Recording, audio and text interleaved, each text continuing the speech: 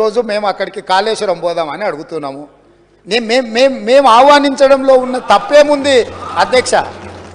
ఇప్పుడు మేము ఒకవేళ బై రోడ్డు మేము బస్సులు పెట్టుకున్నాం, అందరం కలిసిపోయినట్టు ఉంటుందని. ఒకవేళ ఏదైనా మీకు బస్సులో ఇంత దూరం ప్రయాణం చేయడానికి ఏదైనా ఉంటే ప్రభుత్వానికి అధికారికంగా హెలికాప్టర్ ఉన్నది. పెద్దలు చంద్రశేఖరరావు గారి కోసం ప్రత్యేకంగా హెలికాప్టర్ను కూడా రాష్ట్ర ప్రభుత్వము సిద్ధంగా ఉంచింది బేగంపేట ఎయిర్పోర్టులో.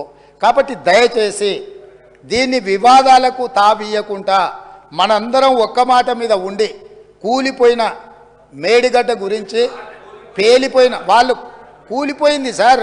వారు ప్రశాంత్ రెడ్డి గారు ఆర్ఎండ్బి మినిస్టరు, వారు ఇట్లా మాట్లాడుడేంది? వీళ్ళే బాంబులు పెట్టి పేల్చిందని పోలీస్ స్టేషన్లో కంప్లైంట్ పెట్టిండ్రు.